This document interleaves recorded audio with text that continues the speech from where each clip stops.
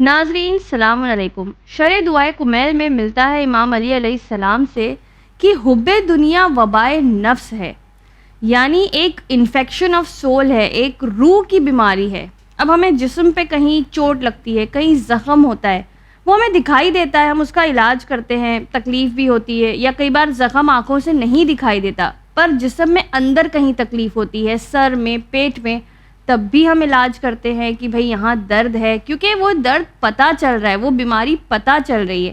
لیکن نفس کی بیماری کس طرح پتہ چلے؟ کیسے پتہ چلے کہ نفس جو ہے، روح جو ہے، یہ بھی بیمار ہو چکی ہے حب دنیا میں؟ کیونکہ ہم سب جانتے ہیں، اب تک ہم نے سارے ایپیسوڈز میں کور کیا ہے کہ حب دنیا ایک مرض ہے. لیکن کیا ہم اس میں گرفتار ہیں؟ کیونکہ بہت سے لوگ تو ایسے ہوتے ہیں جو کہتے ہیں نہیں، ہمیں تو مرنے سے ڈر نہیں لگتا، ہم موت سے نہیں گھبراتے، جس دن بلاوا آئے گا ہم چلے جائیں گے. کیا ہم واقعی اس دن کے لیے اتنا تیار ہیں؟ آئیے دیکھتے ہیں کہ کیا ہمارے اندر خدا نخواستہ یہ چیز پائی تو نہیں جاتی، کیا ہمارے اندر کوئی ایسی نشانیاں، علامتیں تو نہیں ہیں جس سے یہ پتہ چلے کہ بھئی ہم بھی حب دنیا کے مرض میں مبتلا ہیں.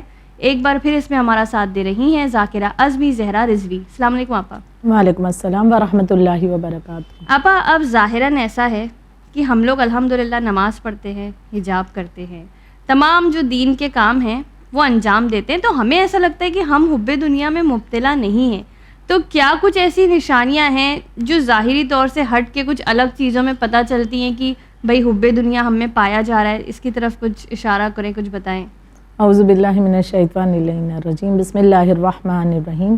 بے شک جب ہم حب دنیا کے اعتبار سے باتیں کرتے ہیں تو کہ دنیا کی محبت کی مذمت کی گئی ہے، اور دنیا کی محبت میں کھو کر انسان اپنی آخرت کو تباہ و برباد کرتا ہے. یہ تمام چیزیں جب ہم سنتے ہیں تو بعض دفعہ ہم دوسروں کو اس آئین میں رکھ کر کے تصور کرتے ہیں کہ ہاں اچھا فلاں شخص ہے کہ وہ حب دنیا میں مبتلا ہے، اچھا وہ شخص ہے، دیکھیے دنیا کی محبت کتنی اس کے دل میں. اور جیسا کہ بڑی خوبصورتی سے آپ نے آغاز میں اس بات کو پیش کیا کہ ہم یہ کہتے ہیں بعض دفعہ کہ بھائی ہمیں تو مرنے سے ڈر نہیں لگتا، تو دیکھیے یہ تو نشانی ہے کہ ہمیں دنیا سے محبت نہیں ہے، جب بلاوا آئے گا ہم چل دیں گے. لیکن حقیقت کچھ اور ہوتی ہے. کچھ ایسے نشانیاں ہیں کہ علماء بیان کرتے ہیں کہ جس کے ذریعے ہم جان سکتے ہیں کہ کہیں ہمارا وجود بھی تو اس مرض میں مبتلا نہیں ہے. اور بے شک یہ روحانی مرض ہے تو ظاہر سی بات ہے اس کا علاج ضروری ہے، کیونکہ اگر اسی مرض کے ساتھ اس دنیا سے چلے گئے تب تو وہاں کی زندگی بھی ہمارے لیے نقصان دہ ہوگی اور خسارہ ہی ہاتھ لگنا ہے. تو لہٰذا کچھ علامات کا ذکر کرنا چاہوں گی جس میں سے ایک نشانی، اور یہ بالخصوص اس لیے ذکر کرنا ہے کہ اگر یہ چیزیں ہیں ہمارے وجود کا حصہ بن چکی ہیں تو ہم جب انہیں جانیں تو ہم انہیں درست کرنے کی کوشش کریں، اپنے وجود سے ان چیزوں کو ہٹانے کی کوشش کریں. کیونکہ غفلت میں یہ چیزیں ہمیں کامن لگتی ہیں، ایک دم نارمل لگ رہی ہوتی ہیں، عام سی بات لگ رہی ہوتی ہے، اور بہت کم جان کر کے ہم اپنی زندگی انہی کے ساتھ ساتھ آگے بڑھاتے ہیں. ان علامات میں سے ایک علامت یہ ہے کہ حب دنیا میں جو انسان مبتلا ہوتا ہے اس کی ایک نشانی یہ ہے کہ جب بھی کبھی وہ تذکرہ کرتا ہے تو صرف دنیا کا ذکر وہ کرتا ہے. یعنی اس کی باتوں کے ذریعے آپ یہ محسوس کیجئے گا کہ وہ دنیا کی باتیں زیادہ کرتا ہے. مثال کے طور پر ایک انسان سفر میں ہے، جب سفر میں ہے تو جیسے اکثر عادت ہوتی ہے مرد حضرات سفر کے عالم میں ہیں تو اس میں اپنی کبھی بزنس کی باتیں کر رہے ہوتے ہیں، کبھی اپنی جاب کی بات کر رہے ہوتے ہیں، کبھی کرکٹ میچ کی بات کر رہے ہوتے ہیں، کبھی اپنی اور کسی مخصوص جو دنیا کی زندگی میں انہیں بہت پسند ہے اس چیز کی، کبھی کہیں گھومنے پھرنے جانا ہے یا کون سی جگہ بڑی اچھی ہے. ہم اگر دیکھیں تو ان میں ہمیں آخرت کی خوشبو بھی محسوس نہیں ہو رہی. یعنی یہ تمام چیزیں دنیا سے تعلق رکھتی ہیں. ہم عورتوں کی مثال لے لیں کہ عورتیں اگر مل رہی ہیں تو اکثر و بیشتر جب بات کرتی ہیں تو کبھی لباس کی، ارے یہ لباس بہت اچھا ہے، یہ اسکارف آپ کا بہت اچھا ہے، اسٹول بہت اچھا، کہاں سے لیا آپ نے، ذرا ایڈریس بتائیے، یا یہ زیور کی ڈیزائن بہت اچھی لگ رہی ہے، ہمیں بھی بتائیے، ہم بھی ایسی عقیق فیروزہ کی انگوٹھی بنوائیں گے وغیرہ تمام تر باتیں اس طرح کی. تو یعنی دنیا کی چیزوں میں ہم نے زیادہ تر جو بھی تذکرہ کیا دنیا کی چیزوں کا کیا. تو اب یہ بھی ایک نشانی ہے کہ ہم دیکھیں کہ ہماری جو باتیں ہوتی ہیں اس میں دنیا کا ذکر اس قدر ہوتا ہے. اس کے معنی یہ ہیں کہ ہم دنیا کی مرض میں مبتلا ہیں، محبت میں مبتلا ہیں.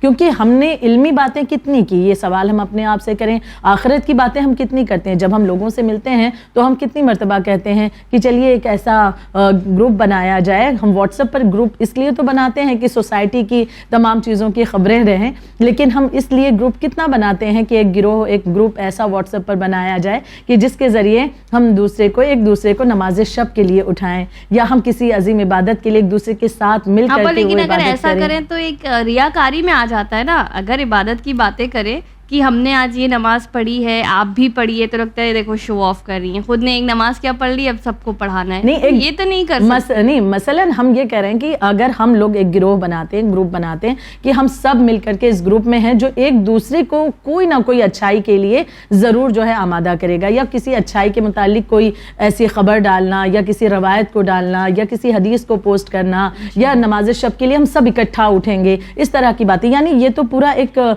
گروپ کے ساتھ کیا جانے والا کام ہوتا ہے نا. جیسے ہم زیارات وغیرہ پر جاتے ہیں, دیکھتے ہیں کہ پورا گروپ ہوتا ہے کہ جو نمازوں کے لیے آمادہ ہے, جا رہا ہے. تو کس طرح سے, تو کیا ہم کہیں گے کہ یہ ریاکاری ہے؟ نہیں, بلکہ یہ تو ایک بہت اچھا قدم اٹھایا جانا ہے کہ عبادت کی طرف ہم بڑھ رہے ہیں. تو اگر کوئی ایسا بزرگ ہے, یا کوئی ایسا بڑا ہے, یا کوئی بھی ایسا جو علم زیادہ رکھتا ہے لوگوں سے, وہ اس چیز کے متعلق ایک پہل کر سکتا ہے. یہ بلکہ ریاکاری نہیں, امر بالمعروف اور نہیں عن المنکر میں آئے گا کہ ایک اچھائی کی دعوت دی جا رہی, برائی سے روکا جا رہا ہے. تو یہ چیزیں ذرا کم نظر آتی ہیں اگر ہماری زندگی میں, اور دنیا کی باتیں زیادہ ہیں, دنیا کی پلاننگ زیادہ ہے, بس جو کچھ ہے بس دنیا دنیا دنیا نظر آ رہی ہے. تو اس کے معنی یہ ہے کہ جب ہماری گفتگو میں زیادہ حصہ دنیا کا ہے, تو اس کے معنی یہ ہے کہ یہ ایک نشانی ہے کہ ہم بھی اس مرض میں مبتلا ہیں. آپا پر بہت ہی افسوس کے ساتھ کہنا پڑ رہا ہے کہ واقعی ہماری جو باتیں ہوتی ہیں وہ یہی ساری باتیں ہوتی ہیں, کیونکہ آپا ہر وقت تو مرنے کے بعد کیا ہوگا, موت کے بعد کیا ہوگا, اور تم نے آج کیا نیک عمل کیا, یہ تو نہیں کر سکتے نا. مرد حضرات ہیں, وہ بھی ہر وقت مرنے جینے کی باتیں تو کریں گے نہیں, وہ بھی اپنا پالیٹکس ہے, کھیل ہے. عورتیں جیسے آپ نے کہا کوئی شادی کا سیزن ہے تو آف کورس یہی ہمارے ڈسکشن ہوتے ہیں کہ یہ ڈریس پہن لیں, اس کے ساتھ یہ کلر میچ کر لیں, وہ جیولری لے لیں. تو کیا یہ تو عام سی بات ہے, کبھی کوئی مشورہ لینا ہے, کبھی کوئی کام کرنا ہے, تو اس سے کیا ہم حب دنیا میں ملوث ہیں؟ ایسے کیسے ہو سکتا ہے؟ اب دیکھیں, آپ کے سوال کے ذریعے ہی بات کو شروع کرنا چاہوں گی. جیسے کہ آپ نے بھی یہ تمام تر مثالیں پیش کی ہیں. اللہ نے کہیں نہیں روکا. اگر خداوند عالم روکتا تو یہ چیزیں گناہوں میں آتی, اور انسان جب اسے انجام دیتا تو پھر وہ عذاب کا جو ہے مستحق قرار پاتا. لیکن پروردگار عالم نے یہ چیزیں ہماری زندگی کے لیے آسانی کرنے کے لیے رکھی.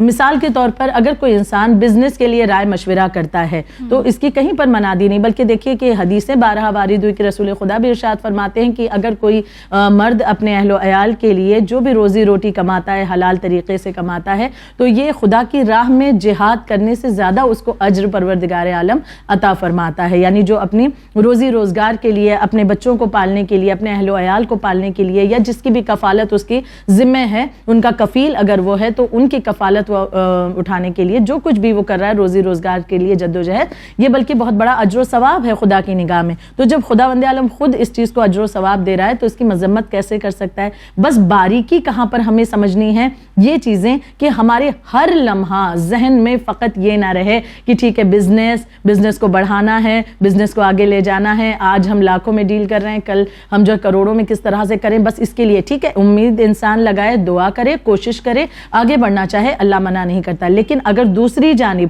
اس کے لیے ہم تمام تر چیزوں کو, عبادتوں کو ترک کرتے جا رہے ہیں, جیسے کہ مشہور واقعہ شاید کئی مرتبہ اس کا ذکر ہوا ہوگا مختصراً, کہ جیسے کہ ایک شخص تھا, بڑا عبادت گزار تھا اور رسول خدا کی خدمت میں حاضر ہوا کرتا تھا, اور پھر اس کے بعد کہ جب اسے تمام مال و دولت ملنے لگی تو پتہ یہ چلتا ہے کہ وہ عبادتوں کو ترک کرنا شروع کرتا ہے. اور اسی مسجد کے نزدیک میں اس کی دکان تھی, لیکن اس کے باوجود بھی وہ اس مسجد میں نماز کے لیے نہیں جاتا تھا, اور جب اس کے پاس وہ چیزیں نہیں تھیں تو وہ اول وقت نماز ادا کیا کرتا تھا. تو اب کیا ہوا, فرق یہ آیا کہ اب اس نے پورا فوکس جو ہے اپنے صرف پیسے کمانے کے لیے, اپنی اس دنیا کو حاصل کرنے کے لیے دیا. تو اب اگر پوری توجہ ہماری فقط دنیا کی جانب ہوگی تب اس کی مذمت کی جاتی ہے, اس سے روکا جاتا ہے. لیکن اگر اسے ہم پارٹ آف لائف سمجھ کر کے آگے بڑھیں تو ہمارے لیے آسانی ہوگی. جیسے مثال کے طور پر کوئی بچہ کالج جاتا ہے, اور کالج جانے کے لیے اس نے دوسروں کو بھی دیکھا ہے, تو اب وہ گھر آ کر کہے مجھے اچھا سا موبائل چاہیے, اچھے سے کپڑے چاہیے, مجھے بائک بھی چاہیے,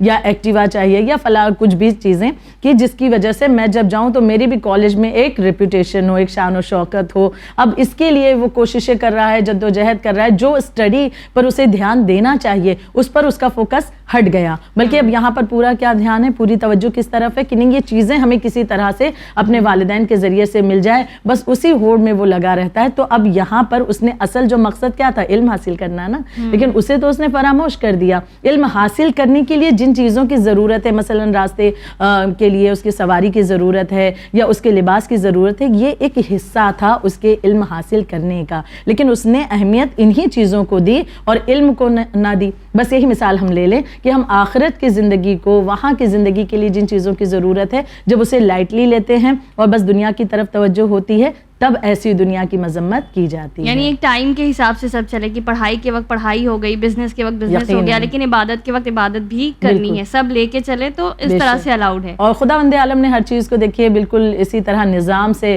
رچا ہی اس کائنات کو ہے, تو وہ بھی اپنے بندوں سے یہی توقع کرتا ہے کہ ہر چیز اپنے بوقت جو ہے اچھی لگتی ہے.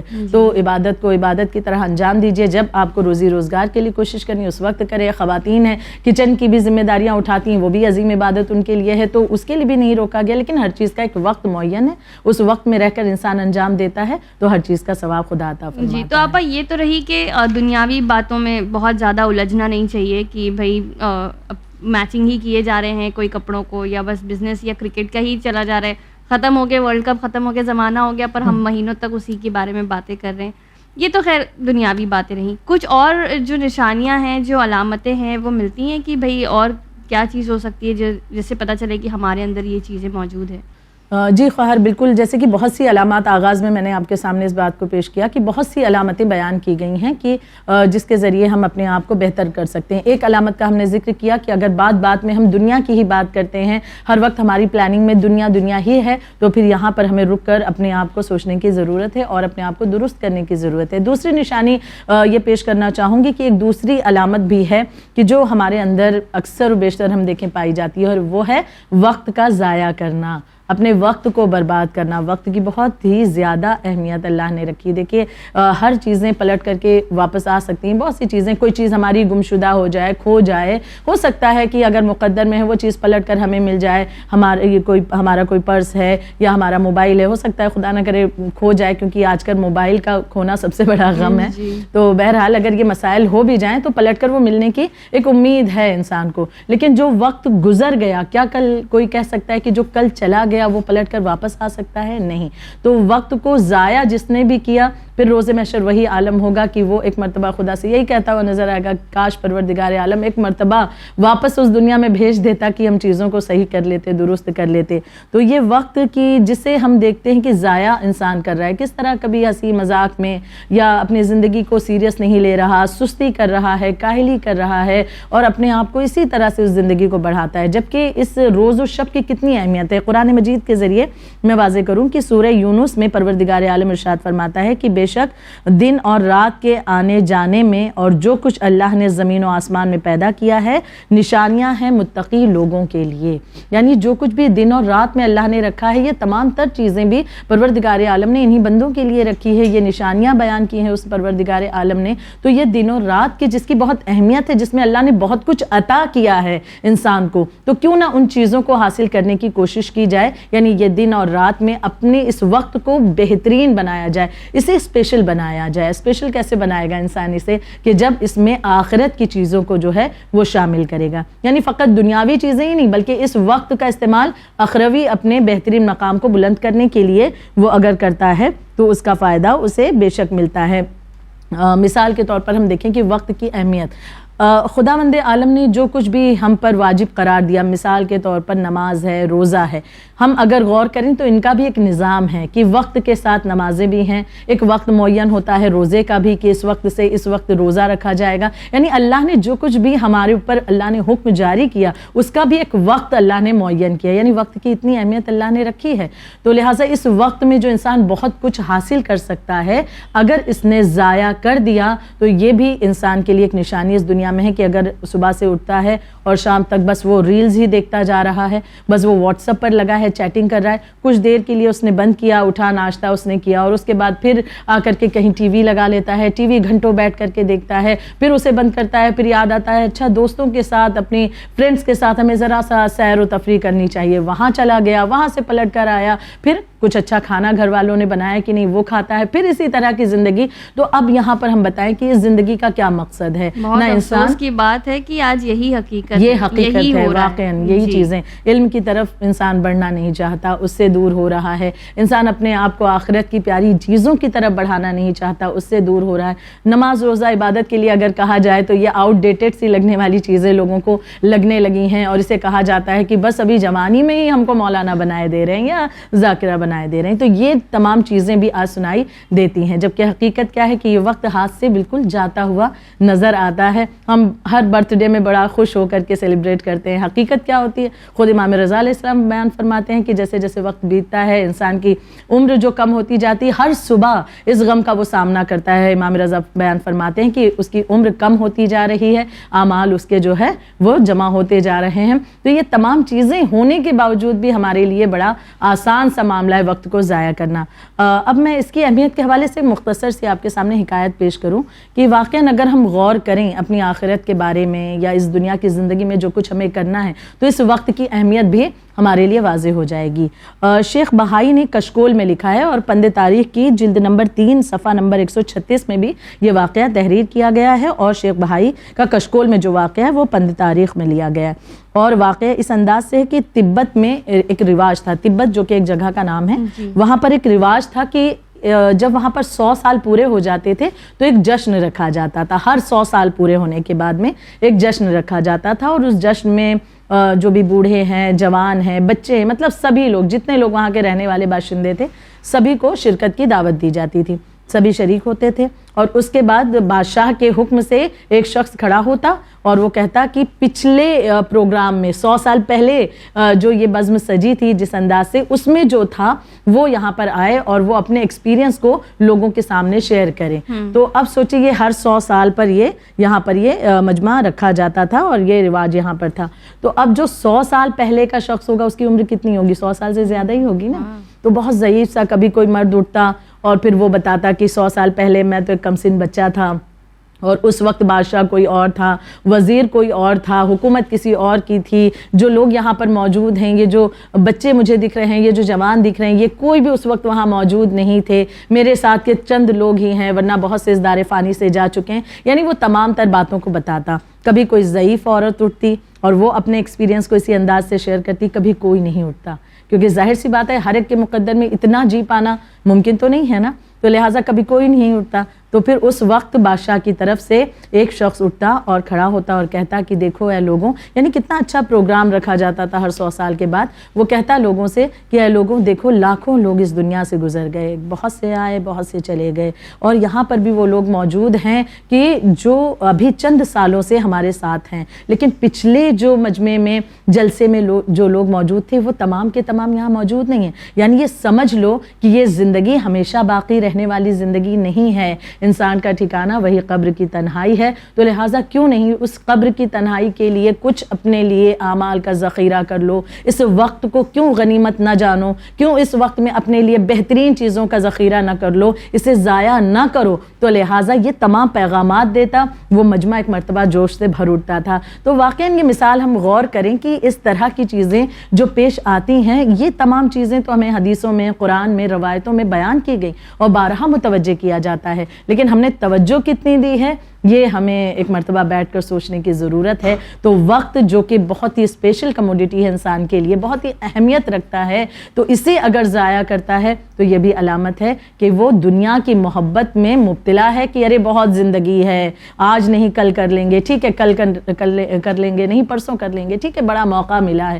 تو یہ چیزیں جب انسان سوچتا ہے تو وقت کو برباد کرتا ہے اور پھر ہاتھ اس کے کچھ نہیں لگتا. پھر آخر میں زندگی جب آتی ہے جس میں قوت نہیں رہتی, نہ وہ عبادت کر سکتا ہے نہ وہ کچھ کہہ سکتا ہے, اور اسی طرح اس دنیا سے رخصت ہوتا ہے اور آخرت کا خسارہ حاصل کرتا ہے. بہتر ہے کہ ان علامات کو جان کر کے اپنے وجود کو پاک کیا جائے, درست کیا جائے, تاکہ ہم حب دنیا جیسے مرض کو لے کر ساتھ میں نہ جائیں. جی آپا, جیسے ہم دیکھتے ہیں کہ ایگزام کا جو ٹائم ہوتا ہے تو ایک اسٹوڈنٹ جو ہوتا ہے جو واقعی ڈیڈیکیٹڈ اسٹوڈنٹ ہے تو وہ نہ شادیاں اٹینڈ کرتا ہے, نہ پارٹیز اٹینڈ کرتا ہے, نہ دوستوں کے ساتھ جاتا ہے, لیکن وہ اس دن کے لیے تیاری کر رہا ہوتا ہے کہ جس دن اس کو اس ایگزام میں اپیئر ہونا ہے, اس کو سیریسلی لیتا ہے. لیکن جب دین کی بات آتی ہے تو ہمیں اس اسٹوڈنٹ کو ہم پڑھاکو کہتے ہیں, اسکالر کہتے ہیں, لیکن جب دین کی اگر کوئی بات کرے یا کہے نہیں ہم نماز کا ٹائم ہو گیا ہے ہم جا رہے تو ہم اس کو چڑھاتے ہیں ایسے لوگوں کو, ارے بڑی مولانی ہے, ارے بڑے مولانا ہی بہت اول وقت پہ نماز پڑھتے ہیں, اس طرح سے اس کو بور ایک انسان قرار دے دیتے ہیں. تو خیر انشاءاللہ کوشش یہی ہے کہ اب انشاءاللہ اپنے آخرت کے لیے بھی تیاری کریں اور ان چیزوں کو اہمیت دیں انسان, مین جو اہمیت کی چیزیں ہیں انہیں امپورٹنس دے, کیونکہ بعد میں تو دوسرے بچے جنہوں نے تیاری نہیں کی ہے خوب پارٹیاں اٹینڈ کی ہیں وہ روتے نظر آتے ہیں, اور جس نے محنت کی وہ پھر کامیاب ہوتا ہے. بے شک بے شک. تو ناظرین یہی ہم آپ لوگوں سے بھی کہنا چاہیں گے کہ آج دنیا میں جو بڑے انٹرٹیننگ لوگ ہیں یہ بھی مریں گے, اور جو بور مولانی ٹائپ کے لوگ ہیں کہ جو نماز کو, روزے کو اور دوسری امپورٹنٹ چیزوں کو اہمیت دیتے ہیں یہ بھی مریں گے. ہم سب کو ایک دن اس دنیا سے جانا ہے, کیونکہ قرآن کہہ رہا ہے کلو نفس ذائقۃ الموت, تو جو کوئی بھی پیدا ہوا ہے وہ واپس پلٹے گا, موت کا مزہ چکھے گا. تو ظاہر ہے کہ جب سبھی کو جانا ہے, چاہے وہ انٹرٹینرز ہوں چاہے وہ بور لوگ ہوں, تو اپنی اس حساب سے تیاری کریں کہ وہاں جا کر افسوس نہ ہو کہ کیوں ٹائم ویسٹ کیا ان انٹرٹینرز کے ساتھ. اس سے اچھا کم سے کم دین کی جو باتیں کر رہے تھے ان کے ساتھ بیٹھ جاتے یا تھوڑا سا دین پر عمل کر لیتے. اسی پیغام کے ساتھ آپ دیکھتے رہیے چینل ون. مجھے دیجیے اجازت, شکریہ, خدا حافظ.